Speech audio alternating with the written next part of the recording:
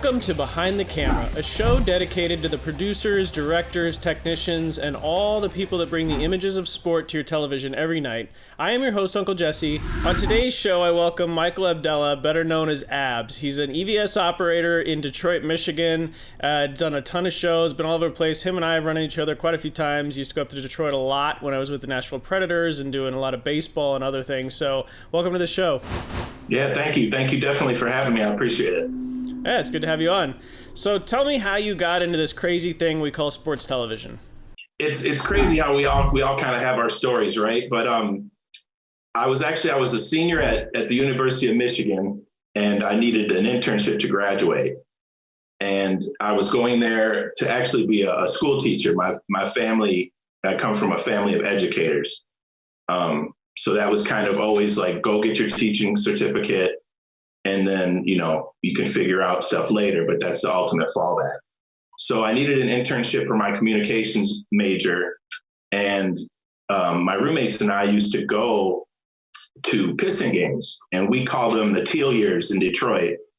But they were basically, not very good years here. And we used to go with free vouchers. So the only caveat is that you would, fill out your address on the side of the ticket stub. And then unbeknownst to us, that became a ticket lead for the team. So we would go to free games basically here and there throughout the school year. And then I get a phone call one time in my apartment at school. And it's from a ticket salesman at the Palace trying to sell me a season ticket package. And I literally said, I'm sorry, I don't have any money, but I need an internship to graduate. Can you transfer me to broadcasting? And, it's just, I'm completely naive in all of this, ignorant to what all this entails. And he said, sure. So he transferred me to Virginia, who was the secretary of the Palace in the broadcasting department. And the first things out of my mouth, it's weird the things you remember, but it was, I'm not trying to sell you anything. I just need an internship to graduate. And she was like, no problem. I'll transfer you to our producer. And went down, had an interview at the Palace Auburn Hills where the Pistons play. And, I had a full course. I had 18 credits in school to graduate. And I didn't understand what an internship really kind of entailed. So she's like, no, you have to be here every day. And I said, well, I can only be there Fridays, only. So, bless her heart, she called, and I was kind of the third intern hired. And she said, you can come Fridays only until school's over. And then, that would have been the Detroit Shock season when the season ended or when my school year ended.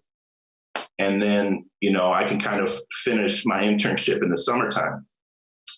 So I'm interning there just on Fridays, logging tape, assemble edits. I got in the tail end of beta cams. So, news networks would ask for assemble edits of a player, and, they'd hand me a tape. And the first time I ever did it, I crash recorded on everything because I didn't know what an assemble edit was. I think all of us did that the first time we tried to do that. I got reamed out. I'm like, I have literally no idea what an assemble edit is, To that point, the first time I ever did camera, the director was like, it was a Jumbotron show, but the director was like, Abs, you're hot, meaning my iris. And I said, well, how do I get cold? And to this day, guys laugh about it because I had no idea what we're talking about. So anyways, I'm doing my Fridays only, and the tech producer of the shows comes down in the cubicles and kind of screams over the cubes, hey, Jennifer, which is the producer that hired me in, I need a utility for all the Piston games for the in-house show. And I just happened to be standing right by her. And I just said, I'll do it. And he said, all right, you got $50 a game. You start tomorrow. Do you know how to cable? I said, no. He said, go in the other room and learn how to do over under. And that was $50 a game back in 2002. So I would go to school all day, literally all day, 8 a.m. till whenever. And then I'd go 4:30 at game, and I was the utility for the Jumbotron show. And then, your career kind of advances, and he trusted me to do more and more jobs. as we go, you get $25 raises here and there, and you have more responsibilities. For the first 7 years of doing this, starting in 2002, I was, strictly a U, and really had no idea what the truck was because, it was all in-house. I didn't even know about striking at the end of the night because I never had to do it as a utility in the show. It was just about wheeling your 2 cameras back. Yeah. Now, early in your career, you were involved in probably one of the most infamous, if not famous, events at the Palace was the Brawl. Tell me about that. Yeah, just a normal day at work, obviously for me. I had to get there about 4:30 or so, but my typical position was, under the hoop, under one of the hoops, or to the side of the escape lane. So from what I remember of the game, I'm down where it kind of all played out. And one of the secondary jobs that I had to do at the time was set up the post-game press conference. So at halftime, you'd wheel the lights back, you'd set the camera up, and then you'd go and you finish the game as utility. But after the game, you had to go, and then I'd hold the boom mic in the press conference. So that was a responsibility after that. But, I'm under the hoop, and I remember the Pacers, the game was over. They had won the game pretty much, and there was some back and forth, a couple times down the court. And then all of a sudden when Ben pushed them, it all just erupted. And, that was kind of right at the beginning of cell phones, right? But I remember then like flip phones getting thrown on the court, batteries, and, it all was right there. And then you're just standing there because our responsibility in Jumbotron was during breaks, right? So during the action, I was just kind of just sitting on the court watching the game, and that's kind of when it all happened. So I didn't really have any responsibility when it all just kind of took place, but, front row seat. And I remember vividly the 2 guys that challenged, I believe, Jermaine O'Neal on the bench, vividly. And if he hadn't slipped, that would have connected, and my face was ready for it. Pre-internet, right, pre-Twitter. It's just, I can't imagine what that scene would be like now, with the memes. If you had all the cell phones and everything now, they'd be stitching together 1,000 looks of it. But back then, it wasn't there. Every angle. And then, 3 or 4 days later, I find out that my folks' next door neighbor is the attorney for the guy that threw the cup. Oh, my goodness. So it all kind of just came back around. But that is definitely a story I will never forget. I mean, in your head, it's eternity, but it really wasn't that much time. But then, cops were there till 3 or 4 in the morning. We have a lot of mutual friends that I'm sure were there for ESPN that night.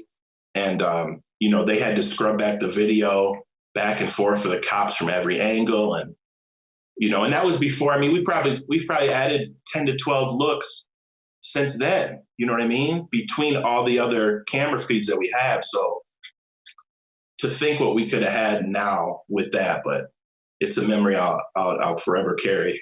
Yeah, it's a surreal experience when you go from being a sports person to news. All of a sudden, you find yourself in the middle of a news story and people coming in the truck looking for angles, looking for looks, talking to camera guys. What did you see? It is a surreal experience. I've had that happen to me a couple of times where something happened at the stadium or whatever, and all of a sudden you're playing stuff back to see what happened, and then they want to take copies of the tapes. It is a surreal experience. Absolutely. I just remember the one of the things that always stuck out is Larry Brown was a coach at the time. And, when he did come in that post-game press conference, he's an old NBA head, as we all know. He's been through, many, many decades of this. The disappointment on his face, I'll just never forget. You know what I mean? And it's almost like your father. It is, even though we really didn't have that type of relationship, but you just knew how disappointed he was. And the stain, would last forever. But now they're all best friends, right? That's the thing. I mean, now all the players that got in a fight, now they all laugh about it. So, well, at some point, that's what you got to do. I guess you got to kiss and make up, or just it's life's short. Tempers flare, and they're athletes and they're competitive and they say a lot of trash. I mean, I think that's the thing for me. I didn't realize how much trash talking there really is until you start working a game. Did some handheld and what for some games, and it's just like you don't realize what's being said all the time down there. So for us at home, we just see a brawl break out and we think, well, that's dumb. Why would they do that? But you don't realize all the trash, all the everything going on. Build up. Yep. And it's funny because a lot of the perceived villains in that, other than our test, obviously, for kind of reacting, we're trying to be peacemakers. You know what I mean? Like Rasheed Wallace was trying to hold people back. And his MO throughout his whole career was, a guy that kind of got technicals and was the villain. So roles were reversed there. Yeah. I mean, you never know in those kind of events. So another thing earlier in your career, you got to do a Super Bowl kind of in your hometown. You're a Michigan boy, so you got to do Super Bowl 40 as a utility down on the field. What was that experience like for you, young in your career, to be standing on the field during the Super Bowl? I got spoiled early in what I was doing, and not only knowing if this was going to turn out to be a lifetime thing for me, but early on it was just like all these bucket list moments kind of happened at once, right? The Pistons won the championship in 04, returned in 05.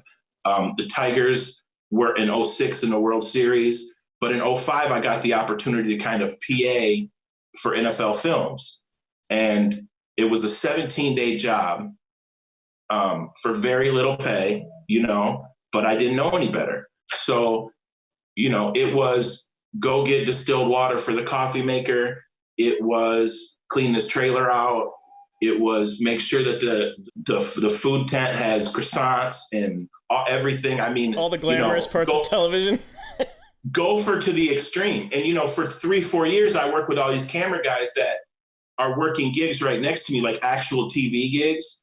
And I'm like, I'm their butler, for lack of better words, like to make sure that they're comfortable and good. But, that was basically the first 16 days of it. And, I worked my tail off, which is kind of like what I hold my hat on is my work ethic throughout my whole career. And I worked my tail off for those 16 days. And then they, as kind of a make good, the guy who hired me said, here's your on-field pass for game day. We want you to be a utility for us on the field. So it was unbelievable. I was, and you're running around because I was chasing the handheld guy, but I had 3 cameras with me, and I made sure I took, and there were 2 utilities that I was working with, and I was the only one that had any experience as a U. Literally, those other guys were taking cigarette breaks. Like they disappeared during the game, during the Super Bowl. So I had 1,000 feet of cable in my hand the entire game, running back and forth on the sidelines. We were on the field for halftime, which was amazing. It was the Rolling Stones. On the field for the pregame, which was Stevie Wonder and John Legend and I believe Aretha Franklin. I mean, it was just everybody. It's a who's who of, growing up. And there were game utilities that saw how bad I was struggling with all this. And so one of them actually tracked down the other two utilities that were hired to help. And it just so happened that they got to me right as the game was about to end. So I worked my tail off the entire Super Bowl, back and forth, both sidelines. It was the Steelers and the Seahawks. But when it was all over, I literally took the pile of cable and I put it on his shoulder and I said, here, you're on your own. And I turned and I looked and I'm on the Steelers sideline for the Super Bowl. So I remember I had a class at Michigan with Larry Foote, and he was a linebacker on the team. It just so happened that he was standing right next to Dick LeBeau, right next to me. And then the thing goes to 0. They dump water on LeBeau. They're all hugging. And then I just ran out with them. I have a picture. I was in their huddle to begin with. I had my hand on a cornerback. And then at the end, the trophy was being passed around, and I was on the field for the Steelers winning that Super Bowl. And it's so long ago that it's almost like it doesn't feel like it was your life, And it was pre-look at me world. It was pre-selfies. It was pre-look where I'm at. It was pre all that. And I'm not even that type of person, but when you're on the field for the Super Bowl, that would be a moment, right? Oh, to kind of 100%. have. And, there's really no record of me really even there other than Other than the your digital memories. camera footage that I took, right? Well, yeah, I mean it is amazing to think that's 2004, like how far we've come. You would have had 1,000 pictures and you could have found yourself in somebody else's pictures, and but all you've got's the memories. But still, I mean, I would rather have the memories than the photos. Like that'd And be a that cool is kind of experience. where you get, as you the more you do this, is I'm thankful that those bucket list moments happened before all that, because reality is you don't soak it all up. You think that your phone is going to help you relive it later, but I've really been kind of like seize the day kind of person lately. And, that makes me appreciate those type of moments where it was strictly just soak it up. Oh, for sure. It's been funny for me doing this podcast. I mean, I always ask all my guests for photos so I can put them in the show, and it's hard for them to come up with photos because I guess we understand inherently because we do these moments that you need to live in them. And so everyone's like, I'm sorry, man, I don't have photos of myself. I got photos of the gig or the game or the place, but I just don't have photos of myself. And I absolutely encourage people watching, like, we experience the stuff, and it's so we don't take as many photos. You go digging through our Facebook feeds and there's not a lot of photos of us doing stuff because we experience it and enjoy it. And I think it's the thing I do love about doing sports television is we do get to enjoy some amazing moments. No question about it. No question about it. And to say I'm, at the time, I mean, I was 34 when it kind of all came together, but I had already worked every major sporting event, where growing up as a kid, you just would dream of going to one, whether as a fan or playing or however it worked out. Yeah, So you definitely absolutely. appreciate that. Absolutely. Another moment I've been wanting to ask you about, we got Galarraga, Andres Galarraga. He came to the Diamondbacks the year after the infamous not perfect game. I mean, I remember watching that, and then we were in the truck, and it's like anything when you're getting close to a no-hitter or anything, the whole world of regional sports starts watching the one game. And I remember watching it, and as soon as Jim Joyce says safe at first, I mean, our truck went nuts. Meanwhile, we're doing our own game, but we all kind of went nuts like, wait, what? They show the replay, but at the time there's no replay. And so what was that like for you guys actually in the truck going, what just happened here? Since I was strict, like basketball was kind of its own entity back then, hiring wise. So I was usually just a basketball guy. But by 2010, which is when that happened, and it's going to be 10 years ago in the beginning of June, which is absolutely crazy to think about. I had kind of already carved out my niche as being a home show guy for the Tigers. And, again, a normal day. I mean, the Tigers were definitely better then than they are now. Maybe 10 games over 500. I don't really remember records, but Cleveland wasn't what they are now. So I don't even think they might have been under 500. So it was just a normal day. It was a normal game. It was like, let's get this over with. Let's have a good game, obviously, but, just one of 82 at home, right? So it popped off really quick. I mean, you felt like not only is like he on today, but this game's moving pretty damn fast, right? And like for what we do, you don't realize I played baseball forever growing up, traveled with Little League, all that stuff. Until you get in the truck, I don't know why I never realized it was the one sport without the clock, right? So really it's all about let's get it under 3, that type of stuff. I just remember we were all so happy that it was just moving. The game was just moving fast. Then you have your moments. You had that huge catch by Austin Jackson in center field, which was an iconic call in Detroit 10 years later. Everybody remembers that catch. So everybody kind of felt like, this is going to be a magical day. Especially when you have moments like, it was damn near a Willie Mays catch, over the shoulder and preserving the perfect game. So here we are, last out. He's on the mound, obviously. I believe Jason Donnell was up to bat. I had my EVS responsibilities was high first and maybe a handheld look in the dugout. It was a handheld look in high first. Tigers dugout and high first. And the play happens. He hits the ball to Cabrera. He throws it underhand.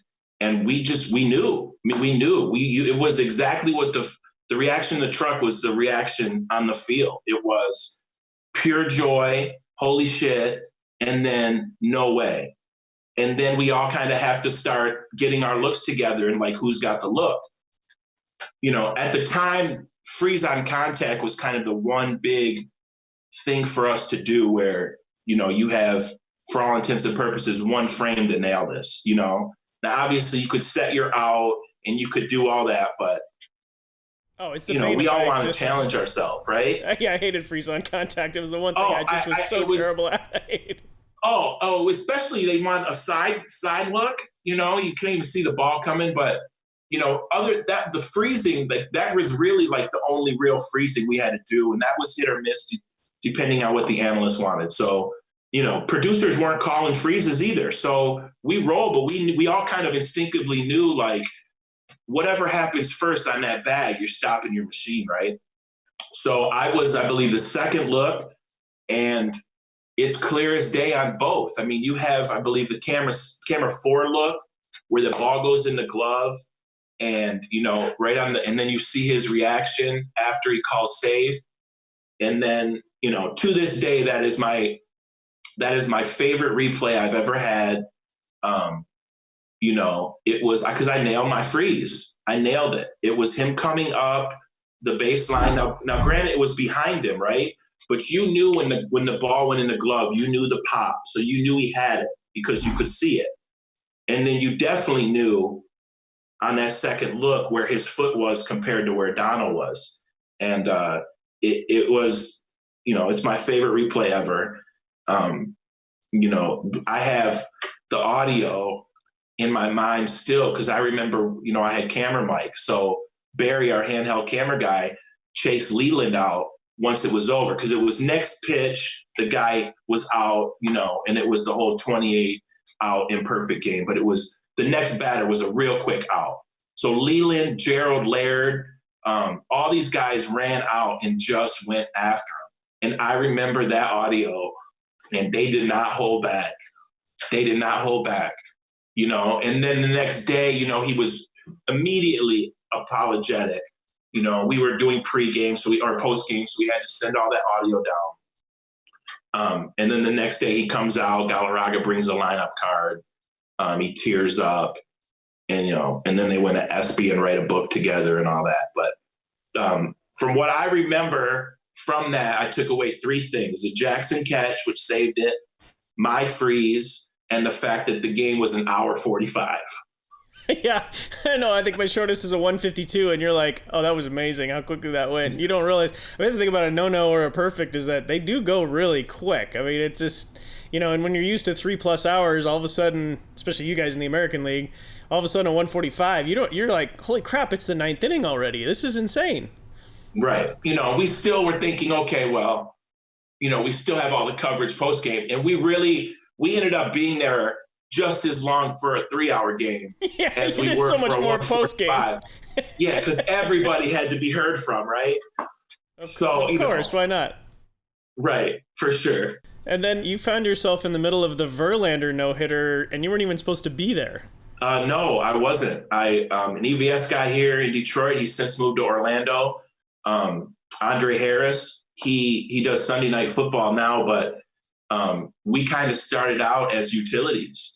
And real quick backtracking, he was kind of the first grouping of us to kind of get a tape gig. And it was the Kid Rock concert. And he did back-to-back shows. And I was hired as a utility on stage for a camera guy. And Andre was hired to do tape in the truck. And again, I had no idea what the truck was. I didn't know the pay, anything. So, you know, we come out at the end of the night because by then I was a truck utility, and he comes out, and I remember the conversation clear as day was he was like, I basically like hit play record for 13 machines.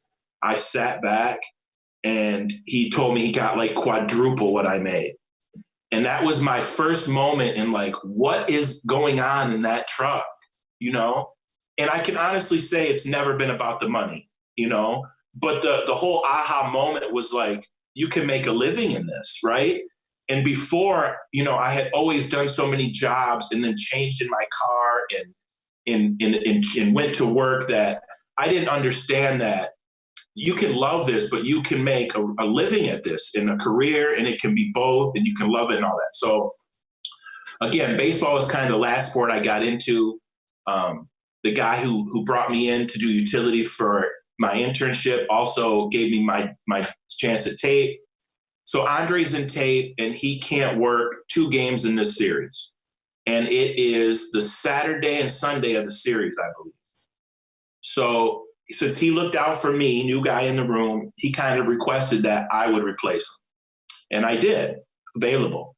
So I had 2 games, pretty much the year, maybe. You know what I mean? I was like that type of fill-in, like hoping somebody got sick. And sure as shit, it was the Verlander no-hitter on that first day. And, you know, I just, knowing sports, you really don't understand what you're doing. You know, I was sitting in there, and not only the magnitude of it being a no-hitter, but the responsibilities that you still have to do your job in moments like this, to preserve the broadcast, to preserve the history, clipping things off. What do you save? What do you don't? I mean, all that stuff. So in the beginning of the game, Johnny Damon was in the outfield just shagging fly balls, and he had his sunglasses, and he was kind of just adjusting the glasses to the sun.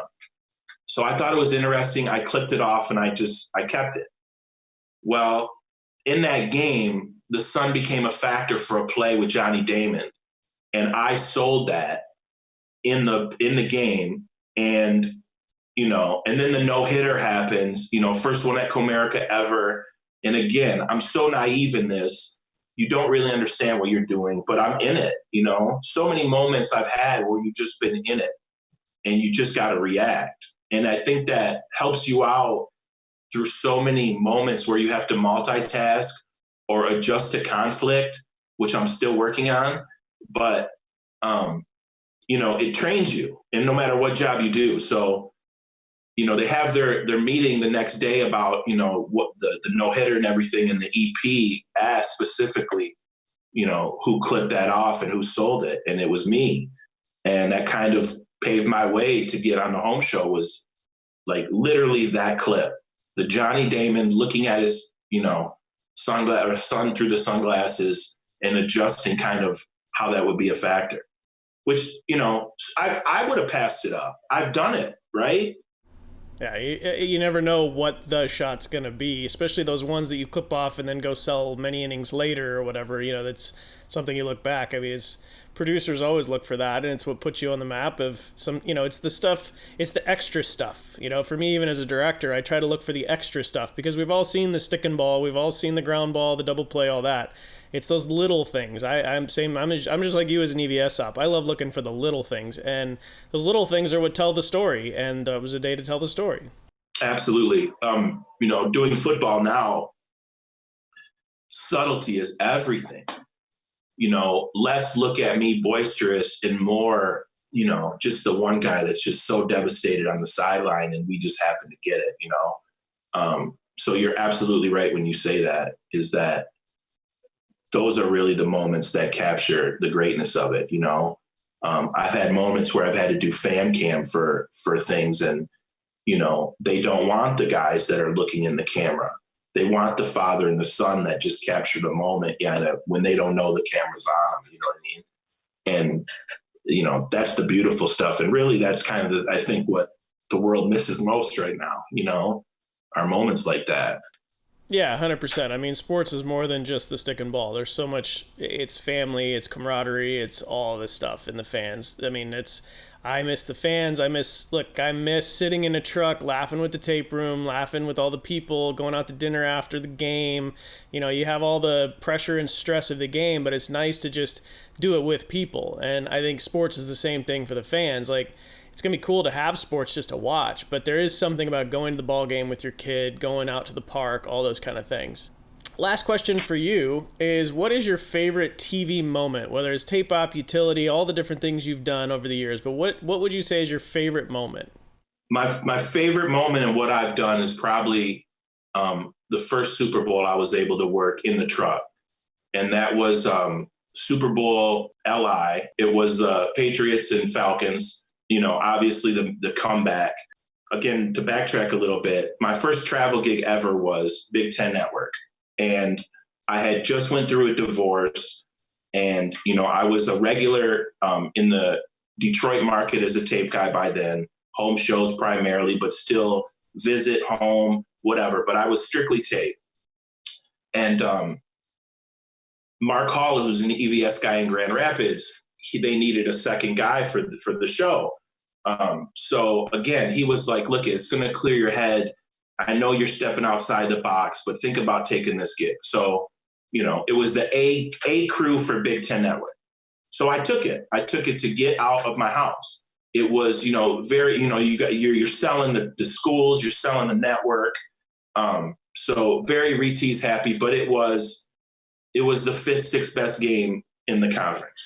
So I did that for a year, and Mike Tadamir, who's a camera guy here, and he does a bunch of national stuff, they were merging NFL on Fox crews that year. And he put in a reference to the director, Artie Kempner, who does NASCAR as well, but that he was the director for the crew, that I got an up-and-comer in Detroit that might be good for us. And again, I'm divorced. I have 2 dogs. And I told Tats, I'll never forget this. I said, listen, Tats, if I can't find somebody to stay with my dogs, I'm not doing it. And he said, and again, I'm naive, right?